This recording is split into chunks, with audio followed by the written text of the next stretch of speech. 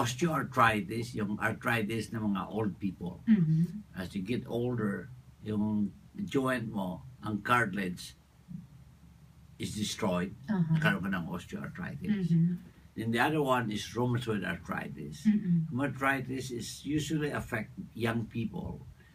Rheumatoid? And yes, and older people, and also affect yung maraming joints, knees, hips, mga hands, ganyan. That's rheumatoid arthritis. Then the other one is what we call post-traumatic, following a trauma accident, broken bones or broken joints. Pwede din magkaroon ng post-traumatic arthritis. And that becomes rheumatoid? No, or not? no, they're just called post-traumatic arthritis. And the last one, which is more common in the Philippines, is gouty arthritis. This is related to the diet we eat here, and also affect all kinds of joints, the knees, the foot and ankle, the elbows. Does it also destroy your destroys also your the joints? joint. Yes. So it does not only swell your toes, No, make no, your toes swollen, but it can also destroy your bones. So in all of this, there are what we call stages. Stage 1, 2, and 3. 3, that means it's very bad. So the bones nakadikit na. So there's nothing you can do except joint replacement. Stage 1 and 2, pwede pa medical treatment. Hindi pa kailangan ng joint replacement. Oh, when does it become very severe? The osteoarthritis. Osteoarthritis, particularly in the knee, it becomes very severe. Usually, pasyente, they cannot hardly walk anymore. You know, they cannot go up and down stairs anymore. And when you get an X-rays, the bones are already together. Ang sa ating joint, sa knee, there's also space. If the cartilage is still there, may space. Pag wala ng cartilage, nakadikit na ang bones. At that time, there's no medicine to bring it back. So you need knee replacement. Wala nang regeneration of the cartilage. Right.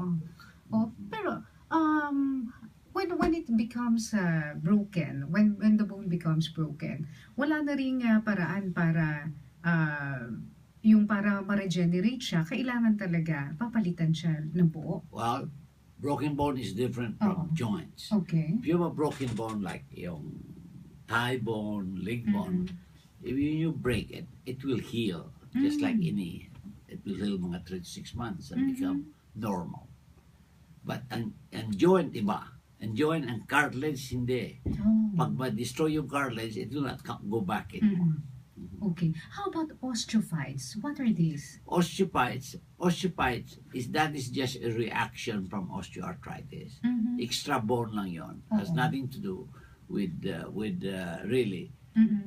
Osteophytes is just a symptom, a sign na may osteoarthritis. Parang overgrowth po yan. Overgrowth diba? ng bone. So what do you do with osteophytes? Do you sand it? No.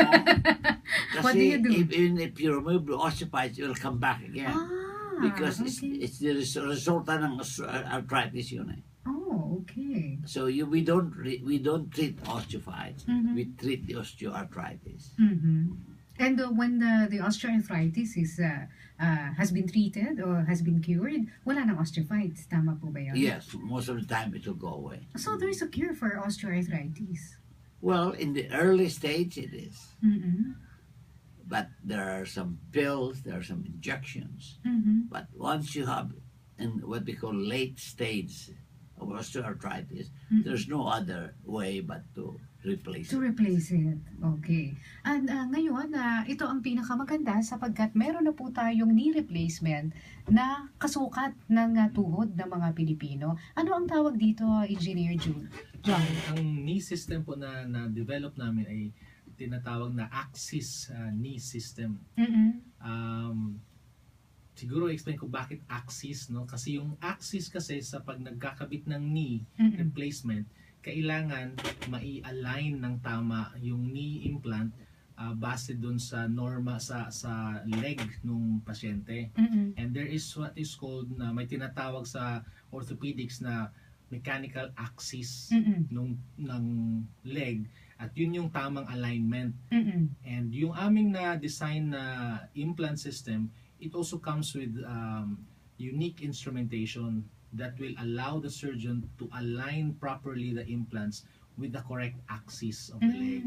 Mm-mm. And itong alignment na ito is importante ito siya dahil it determines whether yung pagkakabit ng yung implant fixation is maglalast or hindi. And maybe Dr. Gustillo can explain more about the importance of aligning the implants to the leg of the patient.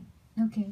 Kasi properly done, total knee replacement, kung parang ang alignment is correct, it will last 20, 25 years, 30 years. But if it's not properly aligned, which is sometimes 30% of the time, it will fail in 3 to 5 years.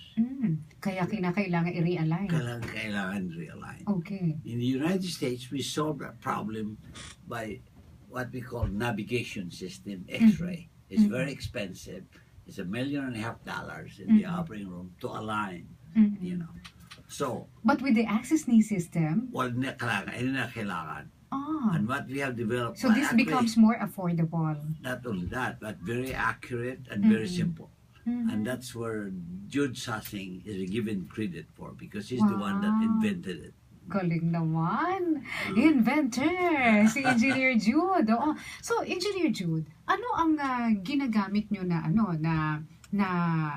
raw material for the knees? Ang ginagamit na raw material sa knee ay Knee replacement. knee replacement ay tatlong klase. May tawag na cobalt chrome. Ito ay alloy ng metals na cobalt, chromium at saka may molybdenum din.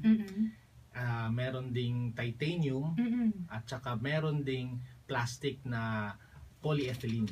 So magkakasama lahat yan? Magkaiba-iba silang components kasi yung tuhod natin, iba meron sa leg, sa hita, meron dun sa binti, at meron din yung kneecap, 'di ba? So bawat isa nun parang lalagyan sila ng implant component na parang jacket kung sa ngipin, 'di ba? May parang jacket na sinisiksik doon para hindi na magdikit yung bones. So yung bone ay hindi na touch with the bone para mawala yung pain.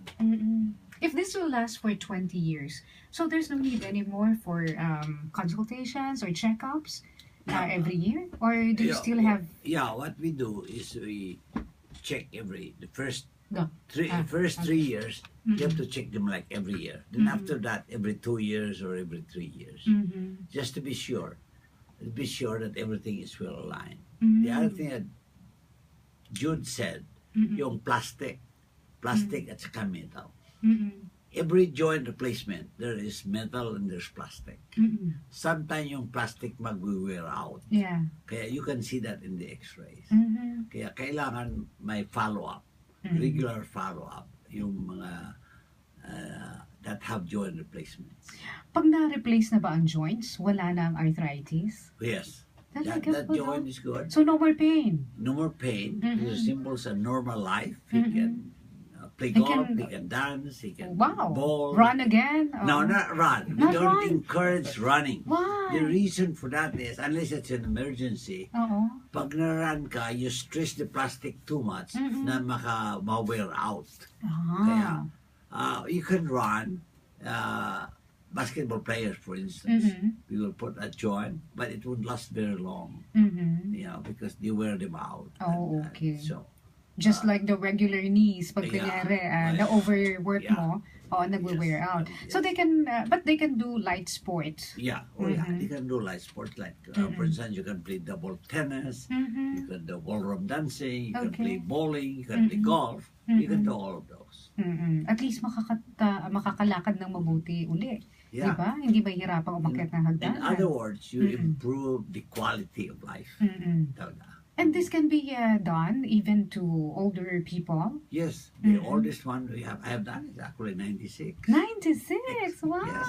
And the youngest is 14 years old. 14! Rheumatoid arthritis. Rheumatoid? As early as 14? 14, yes. Okay. Anyway, mamaya pag